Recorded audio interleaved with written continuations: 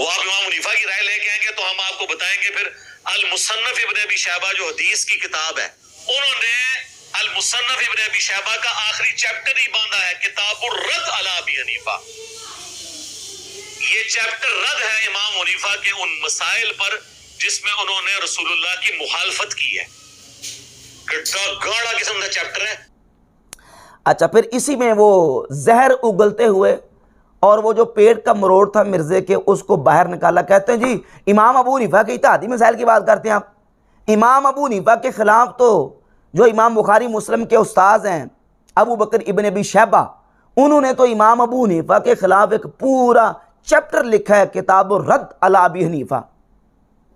ये समझे कि एक लोगों को पे दौंस डालने के लिए हवाला दे दिया इमाम अबू बकर इब्न अबी शैबा अल-मुतवफ़्फ़ा 235 हिजरी का, कि उन्होंने जनाब इमाम अबू हनीफा के खिलाफ एक रसाला लिखा है या एक बाब लिखा है। तो मिर्ज़ा साहब वो सिर्फ इमाम अबू हनीफा के खिलाफ नहीं लिखा, इमाम मालिक रहमतुल्लाह के खिलाफ भी लिखेगी किताबें, इमाम शाफ़ई के खिलाफ भी किताबें लिखी गई, इमाम बुखारी रहमतुल्लाह के खिलाफ खुद उनके जो शागिर्द इमाम मुस्लिम रहमतुल्लाह सही मुस्लिम का मुकदमा उठा लें, रिवायत नंबर 92 92 नंबर रिवायत में तो इमाम मुस्लिम ने इमाम बुखारी के खिलाफ जो जुमले लिखे हैं वो आप ज़रा पढ़ के सुनाएं लोगों को। हदीस की तौहीन करने वाला और मुहद्दिसीन के इजमा का इनकार करने वाले, ये सारे लफ्ज़ लिखे हैं। तो अब इमाम बुखारी को क्या कहेंगे? इमाम बुखारी रहमतुल्लाह के खुद अपने उस्ताद मोहम्मद बिन यहया ज़ुहैली ने इमाम बुखारी रहमतुल्लाह को उनके दर से निकाल दिया, इमाम बुखारी को क्या कहेंगे? इमाम मुस्लिम ने इमाम बुखारी से हदीसें लेनी छोड़ दी और उनके साथ नाराज़गी का इज़हार किया और उनके खिलाफ जो ना वो इतनी सख्त स्टेटमेंट दिया सही मुस्लिम के मुकदमा रिवायत नंबर 92 में। अब क्या कहेंगे? इमाम बुखारी रहमतुल्लाह के खिलाफ उनके अपने जो साथी हैं, ये किताब अल जर्ह व तादील, ये जर्ह व तादील की जो बुनियादी किताबें हैं उनमें से जिल्द 2 है, सफ़ा नंबर 259 है। इमाम बुखारी रहमतुल्लाह के साथी हैं अबू ज़ुर्रा और अबू हातिम, वो दोनों ने इमाम बुखारी से हदीसें सुननी छोड़ दी थी। सुमा तारा का हदीसहु इंदा मा कतब इलैहि मुहम्मद इब्न यहया अन्नैसाबुरी अन्नहु अज़रा इन्नहुम अन्ना लफ्ज़हु बिल कुरान मखलूक। वो कहते थे कि इमाम बुखारी मुअतज़िली हो गई हैं, इन्होंने जो ना वो कहा कि कुरान अल्लाह की मखलूक है। इसके अलावा एक और हवाला मैं आपके सामने पेश करूँ साथियों, ये देखिए जामे बयानुल इल्म व फ़ज़लिही, हाफिज़ इब्न अब्दुल बर उंदलसी अपनी किताब की जिल्द नंबर 2 सफ़ा 240 और 41 पर लिखते हैं, 240 पर लिखते हैं कि इमाम लैस बिन साद बहुत बड़े इमाम हैं, वो कहते हैं अहसैतु अला मालिक इब्न अनस 70 मसलतन, कि मैंने इमाम मालिक रहमतुल्लाह जो कि इमाम दारुल हिजरा मुज्तहिद मुतलक इमाम हैं, वो कहते हैं मैंने उनके 70 ऐसे मसाइल लिखे हैं कि कुल्लुहा मुखालिफतुल लिसुन्नत रसूलिल्लाह सल्लल्लाहु अलैहि वसल्लम, 70 के 70 मसाइल रसूलुल्लाह सल्लल्लाहु अलैहि वसल्लम की सुन्नत के खिलाफ हैं।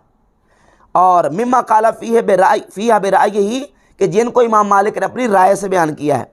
वलक़द कतबतु इलैहि आइज़ुहु फ़ी ज़ालिका, मैंने इमाम मालिक को लिखा था और उनको नसीहत की थी कि आपके ये 70 मसाइल जो हैं वो रसूलुल्लाह की सुन्नत के ख़िलाफ़ हैं।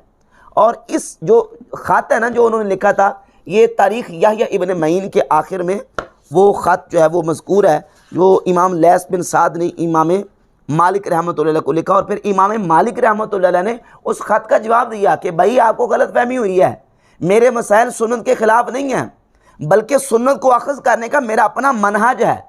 मेरा मनहज ये है कि मैं अहले मदीना के अमल को देखता हूँ, मेरे पास कुरान और हदीस के ये दलाइल मौजूद हैं, इन दलाइल की बुनियाद पर मैं अहले मदीना के अमल को देखता हूँ, जो रिवायत जो हदीस अहले मदीना के अमल के मुआफ़िक और मुताबिक होती है मैं उसको तरजीह देता हूँ।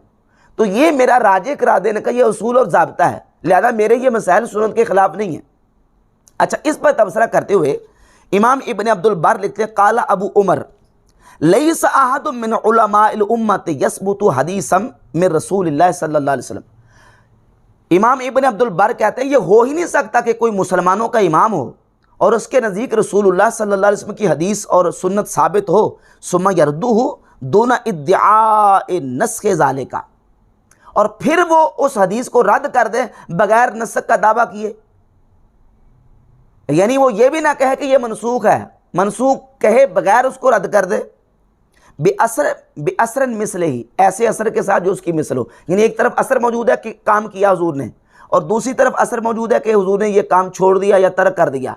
तो अब इस तरह की दलील ये बगैर वो छोड़ दे ये नहीं हो सकता।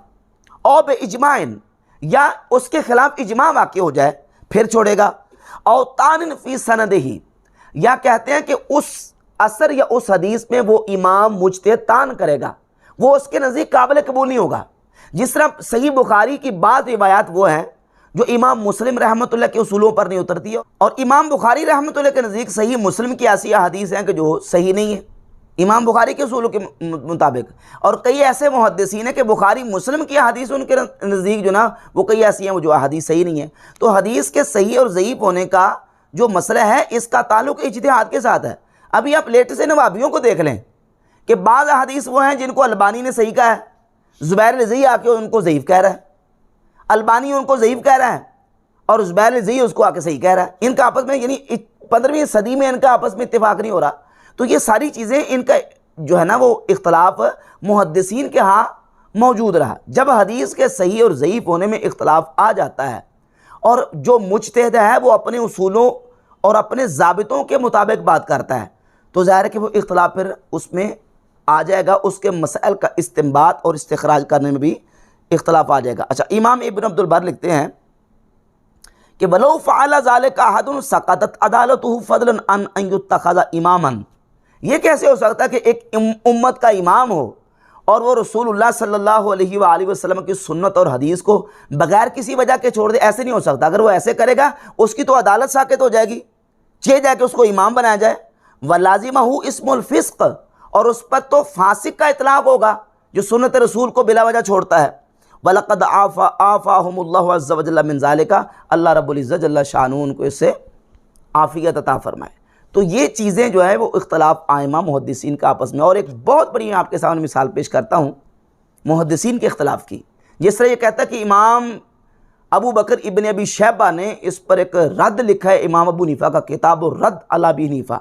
तो मैंने आपके सामने पेश की है कि सिर्फ इमाम अबू हनीफा के ख़िलाफ़ नहीं, इमाम शाफ़ी के ख़िलाफ़ किताब लिखी गई, इमाम मालिक रहमतुल्लाह के ख़िलाफ़ लैस बिन साद इमाम जो बहुत बड़े इमाम हैं उन्होंने पूरी जो ना वो एक फहरिस्त जारी कर दी कि ये 70 मसाइल आपके सुन्नत रसूल के ख़िलाफ़ हैं।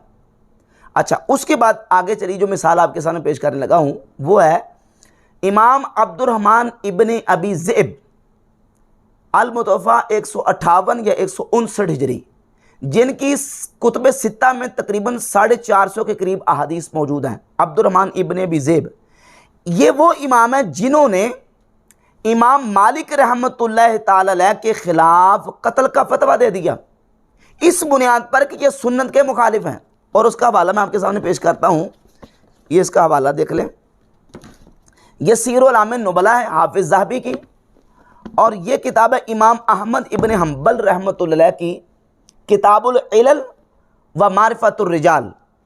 और इस किताब के सफ़ा नंबर 539 पर इमाम अहमद बिन हम्बल रहमतुल्लाह अलैह ने लिखा है कि इब्न अबी ज़ैब ने कहा कि युस्तताबु के इमाम मालिक से तौबा करवाई जाए, फ़इन ताबा व इल्ला दुरिबत उनुक़ुहु, अगर तौबा न करे तो इनकी गर्दन उड़ा दी जाए।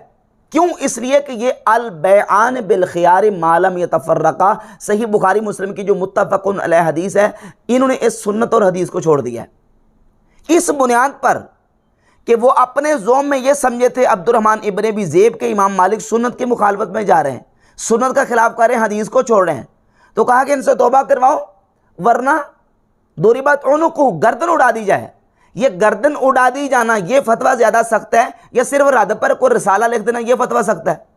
इमाम अबू हनीफा के ख़िलाफ़ अगर अबू बकर इब्न अबी शैबा ने रिसाला लिखा है या बाब लिखा है तो इमाम मालिक के खिलाफ कत्ल का फतवा दिया है। बुखारी मुस्लिम के रावी हैं ये अब्दुर्रहमान इब्न अबी ज़ैब, बल्कि कुतुब सित्ता में तकरीबन 450 हदीस इनकी मौजूद हैं।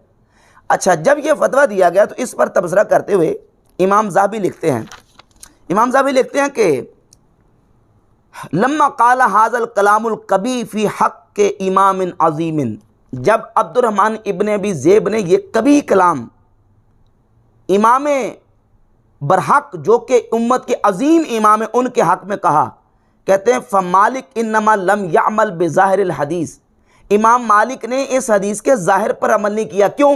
लिअन्नहु रआहु मनसूखन, क्योंकि इमाम मालिक इस हदीस को मनसूख समझते थे।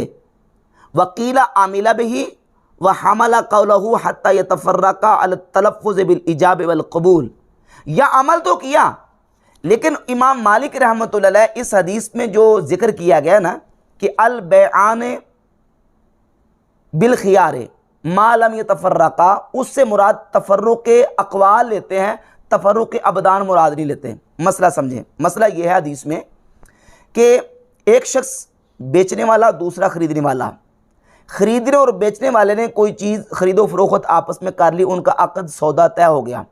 अब सौदा तय होने के बाद कब तक वो उस अक़द को ख़त्म कर सकते हैं, कब तक अक़द को ख़त्म करने का इख्तियार है?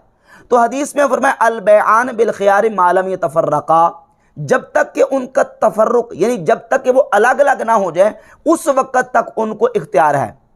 अब यहाँ अलग अलग होने से दो चीज़ें मुराद हैं। एक मुराद ये है कि वो अलग अलग हो जाएं यानी उठ के चले जाएं, और दूसरी मुराद ये है कि वो जो सौदे की बात हो रही थी, जिस अक़द की बात हो रही थी, उस अक़द की बात को मुकम्मल करने के बाद कोई दूसरी बात शुरू कर दें, यानी उनका तफर्रुक के अक़वाल हो जाए। दोनों एहतमाल मौजूद हैं। जिस तरह एक बंदा हवाई जहाज़ पे सफ़र कर रहा है, एक बंदा ट्रेन पे सफ़र कर रहा है, एक बंदा बहरी जहाज़ में सफ़र कर रहा है। अब वहाँ उनका आपस में किसी चीज़ का लेन देन सौदा हो गया, तो वो तो ज़ाहिर है कि 10 घंटे का अगर सफ़र है, 20 घंटे का सफ़र है, 10-20 घंटे के बाद भी ही आपस में अलग अलग होंगे ना, चले जाएंगे।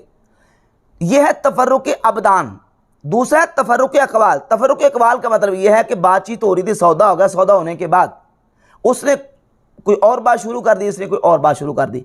तो इमाम मालिक रहमतुल्लाह का मौक़िफ़ ये था, वो कहते थे कि यहाँ इस हदीस में तफर्रुक़ अक़वाल मुराद है, और यही इमाम अबू हनीफ़ा का मौक़िफ़ है कि यहाँ तफर्रुक़ अक़वाल है कि सौदा होने के बाद जब सौदे की बात मुकम्मल करके दूसरी बातचीत शुरू हो गई तो अब इख्तियार बाकी नहीं रहेगा। इमाम मालिक ने यह मौक़िफ़ इख्तियार किया, लेकिन अब्दुर्रहमान इब्न अबी ज़ैब ने सिर्फ इस बुनियाद पर इमाम मालिक के ख़िलाफ़ कत्ल का फतवा दे दिया।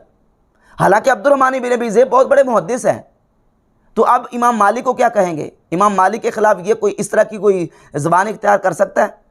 जहाँ तक अबू बकर इब्न अबी शैबा मुहद्दिस के इमाम आज़म अबू हनीफ़ा रहमतुल्लाह के ख़िलाफ़ बाब लिखने की बात है, तो बिहम्द ताला उसका बड़ा डिटेल के साथ जवाब लिखा गया, और ऐसा जवाब लिखा कि आप उस जवाब को पढ़ेंगे तो इंशाल्लाह 14 तबक रोशन होंगे, एक एक बात का तफसील के साथ। इसी मुसन्नफ़ इब्न अबी शैबा की जिल्द नंबर 9 के आखिर में वो किताब छपी है, अन-नुक़तुत तरीफ़ा फ़ी तहद्दुस अन रुदूद इब्न अबी शैबा अला अबी हनीफ़ा। इमाम अबू हनीफ़ा के ख़िलाफ़ अबू बकर इब्न अबी शैबा मुहद्दिस ने जो बाब कायम किया है, उसका तुर्की व तुर्की जवाब मुहद्दिस ज़ाहिदुल कौसरी ने दिया है, और जितने इस्तदलालात थे हाफिज़ अबू बकर इब्न अबी शैबा के इस्तदलालात के पर्चे उड़ा कर रख दिए, सारा जवाब दिया। रह गई बात इमाम आज़म अबू हनीफ़ा रहमतुल्लाह के इज्तिहादात की, तो बिहम्द ताला इमाम आज़म रज़ियल्लाहु ताला अन्हु की ज़ात अक़दस ने जो उन मसाइल में जो 125 मसाइल इन्होंने जिक्र किए हैं, 1.25 लाख मसाइल में से 125 मसाइल, उनमें भी इमाम आज़म अबू हनीफ़ा रहमतुल्लाह का जो अल्लाह के फज़ल व करम से मौक़िफ़ है, उस पर इमाम आज़म के पास उसके मुआरिज़ दलाइल मौजूद हैं, और जो दलाइल इन्होंने दिए उन दलाइल के जवाबात भी मुहद्दिस ज़ाहिदुल कौसरी ने जिक्र किए हैं।